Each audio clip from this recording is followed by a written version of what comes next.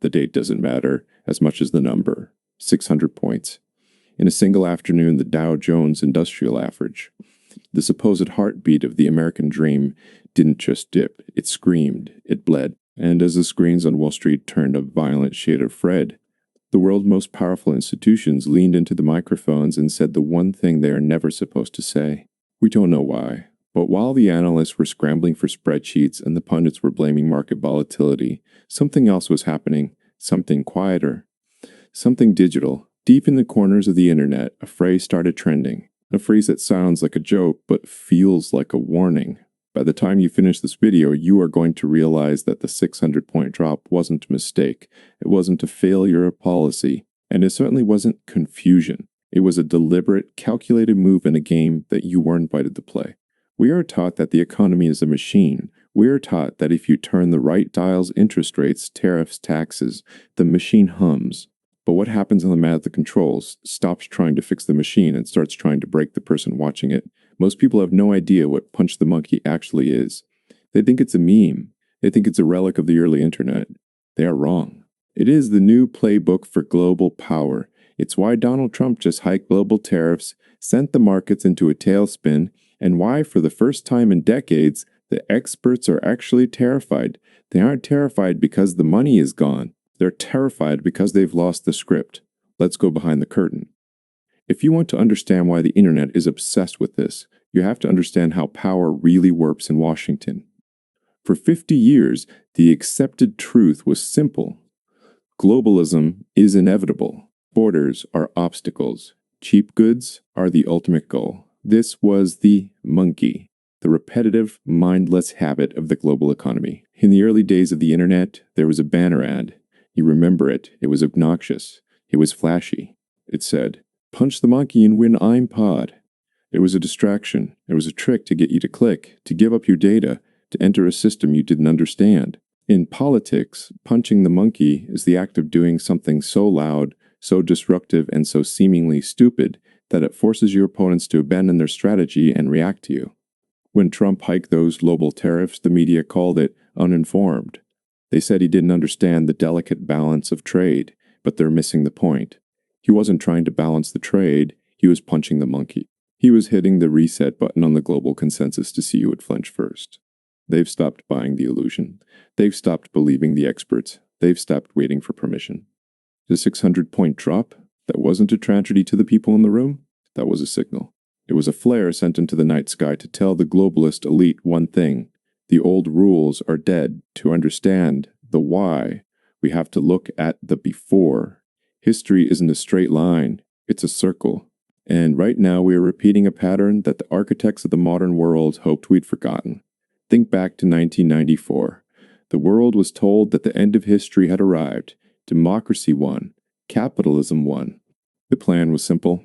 Outsource the labor, import the goods, and keep the middle class busy with credit cards and cable TV. This was the grand bargain, but there was a flaw in the playbook. You can only hollow out a country for so long before the foundation starts to crack. For 30 years, the monkeys on Wall Street kept hitting the same button. Buy low, sell high, move the factory to a place where people work for pennies. But then something changed. The public started looking at the screen. They realized the iPod they were promised for punching the monkey never arrived. Instead, they got stagnant wages. They got a 600-point drop that feels like a Tuesday. They got a world where the Dow goes up while their town falls apart. Trump's move to hike global U.S. tariffs isn't a new idea. It's an old one. It's the ghost of the 1930s but updated for the TikTok era. It's a deliberate reversal of the 1994 consensus. The reversal is where the power lies. When you do what you're supposed to do, you are predictable. When you are predictable, you are controllable. But when you when you hike tariffs that the experts say will ruin you, you become the only person in the room with a plan. Everyone else is just reacting to the noise. Why is the internet taking this by storm? Why are 20-year-old day traders and 50-year-old steel workers suddenly talking about the same thing? Because we've entered the confusion phase. In the old world, confusion was a sign of failure. In the new world, confusion was a weapon of mass destruction. When the Dow drops 600 points, the media tries to manufacture consent. They want you to panic. They want you to beg the government to fix it. They want you to return to the status quo. But look at the rhetoric. Look at the anaphora of the headlines. They say it's a crisis. They say it's a mistake. They say it's the end. But what if the 600 points isn't money lost? What if it's the cost of admission for a new reality? The punch the monkey strategy works because it exploits the one thing the elite cannot handle: uncertainty. The algorithm loves it. The news cycles thrive on it. But the people are starting to see the pattern. They've stopped buying the illusion of stability. They stopped fearing the red numbers. They stopped listening to the people who didn't see it coming. This is the reversal, the moment where the chaos becomes the strategy. By hiking tariffs globally, the US isn't just changing a tax code. It's declaring an end to the era of please and thank you. It's an overnight shift from diplomacy to dominance. And the internet loves it because it's the first time in a generation that someone is actually heading back at the system that promised us the world and delivered a subscription service. Let's zoom out. This isn't about the Dow. It's not even really about Trump. This is about the fundamental nature of power in the 21st century. In the 20th century, power was land. It was oil. It was steel. In the 21st century, power is the ability to define what is true. The punch the monkey phenomenon is taking over because it reveals the strings. It shows that the economy is just a collection of beliefs. If people believe the 600-point drop is a disaster, it is. If they believe it's a necessary correction to bring jobs back, it is. Power equals controlling belief. The institutions, the banks, the legacy media, the global NGOs, they're all fighting for the same thing: your attention and your trust. But there's a problem. They'd been caught in their own trap. They told us the world was flat, then round, then digital, then borderless.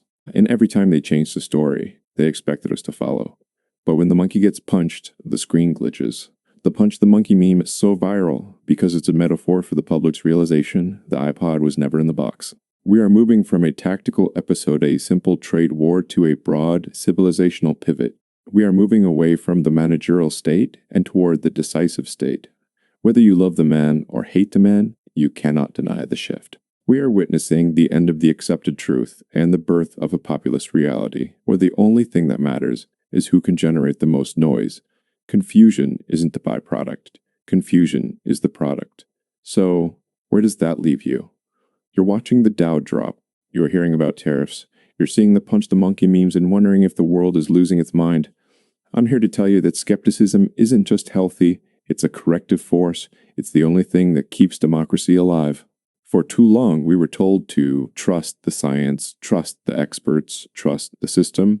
But the system is the one that lost 600 points in an afternoon because someone changed a tariff rate. Does that sound like a stable system to you? The punch the monkey era is about one thing: realignment. It's about the people realizing that if the game is rigged, the only winning move is to stop playing by the rules. The internet isn't just taken by storm because it's funny. It's taken by storm because it's a digital uprising. It's the sound of millions of people saying, I see the trick. I see the banner ad, and I'm not clicking anymore. The elites call it populism like it's a dirty word. I call it a wake-up call.